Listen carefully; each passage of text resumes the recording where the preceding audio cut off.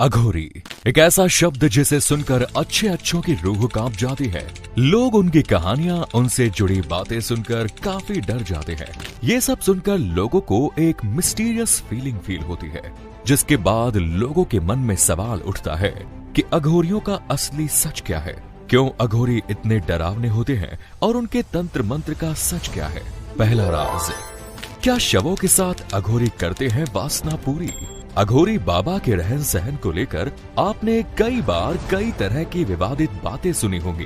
कहा जाता है कि इनकी दुनिया में कई तरह के रहस्यों से घिरी हुई है। इन्हीं रहस्यों में एक ऐसा भी रहस्य है जो आपको हैरान कर देगा।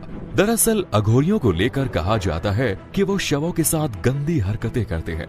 इसके पीछे अघोरी बाबाओं का तर्क है कि ये भी उनकी शिव साधना का एक तरीका ही है। वे मानते हैं कि अगर शव के साथ गंदी हरकत करने के दौरान भी वो शिव उपासना कर सकते हैं तो यह उनकी साधना का बहुत ऊंचा स्तर है। इतना ही नहीं, ये भी कहा जाता है कि अघोरी बाबा बाकी साधु संतों की तरह ब्रह्मचर्य का पालन नहीं करते, बल्कि महिलाओं के साथ उनके मासिक चक्र के दौरान करीबी बनाते हैं। उनका मानना है कि इससे उनकी अघोर विद्या को बल मिलता है और उनकी शक्ति बढ़ती है। इसके अलावा एक और चीज है कि अघोरियों को कुत्तों से बेहद प्रेम होता है और वो अपने साथ कुत्तों को रखना बहुत पसंद करते हैं। कहा जाता है कि अघोरियों का व्यवहार बड़ा रूखा होता है, क्योंकि वो संसार या संसारी जीवों से कोई लगाव नहीं रखता। उनके क्रियाकलाप भी बड़े डरावने होते हैं, लेकिन उनके मन में सब जीवों के प्रति दया और उनके कल्याण की भावना छिपी रहती है। दोस्तों, अघोरी किसी अन्य हिंदू देवी देवताओं की पूजा करने में विश्वास नहीं करते।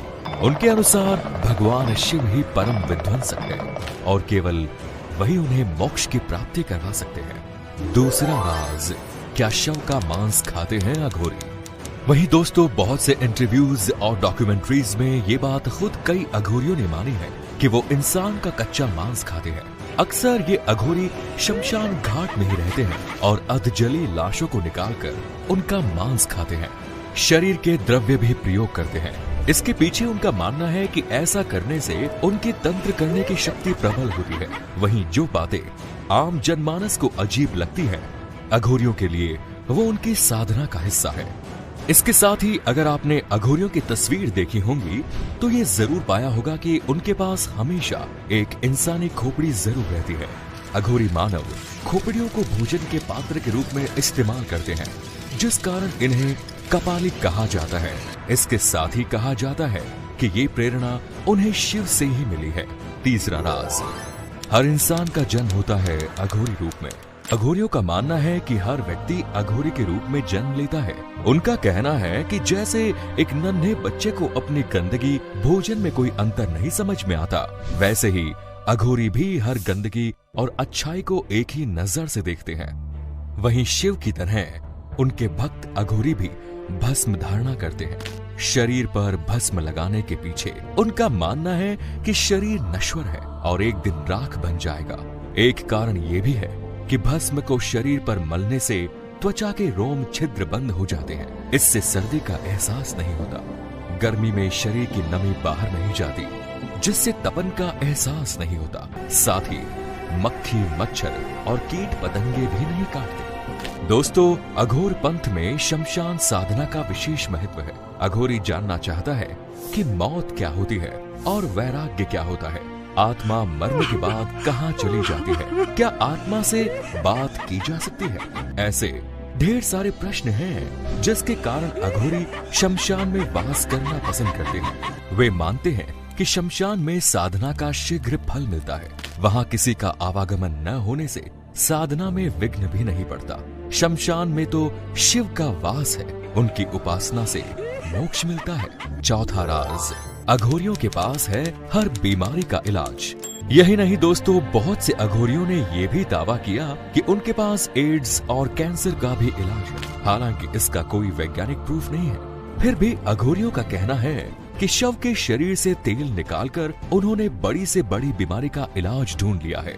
माना जाता है कि ये लोग पुनर्जन्म के चक्र से मोक्ष प्राप्त करने के लिए तपस्या में लीन रहते हैं। इसीलिए अघोरियों के दर्शन पाना काफी मुश्किल होता है। आमतौर पर ये कभी दिन के उजाले में नजर नहीं आते, पर महाशिवरात्रि और कुंभ जैसे धार्मिक अवसरों पर ये देखे जाते हैं।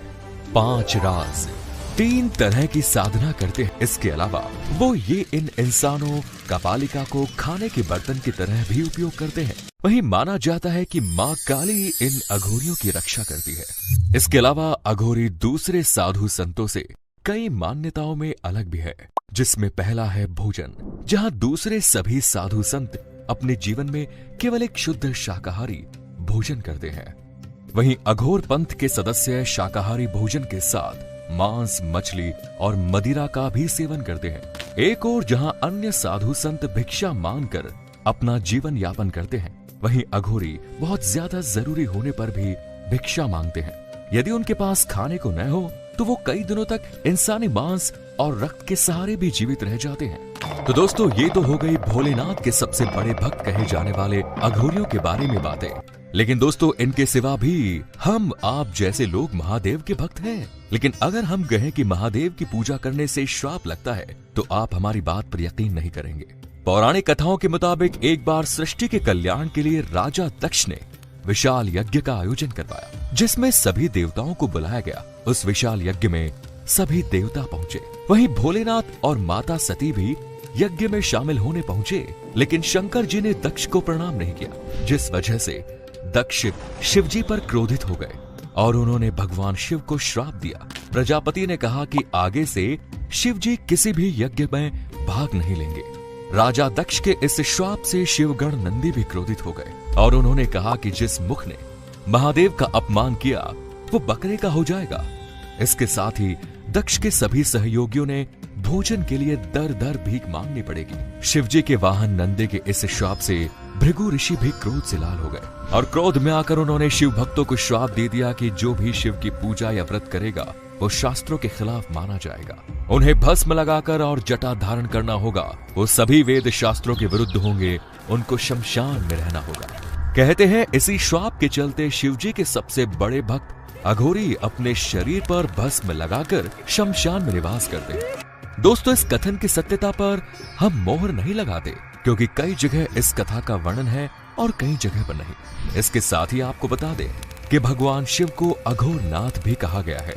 अघोरी बाबा भी शिव जी के इस रूप की उपासना करते हैं। बाबा भैरवनाथ भी अघोरियों की आराध्य है और तो और भगवान शिव को अघोर पंथ का प्रणेता माना गया है। शिव जी के अवतार अवधूत भगवान दत्तात्रेय को भी अघोर शास्त्र का गुरु माना गया है। अघोर संप्रदाय शिव जी के अनुयायी होते हैं। इनके अनुसार शिव जी स्वयं में संपूर्ण है और समस्त रूपों में विद्यमान। तो दोस्तों, आज की वीडियो में इतना ही।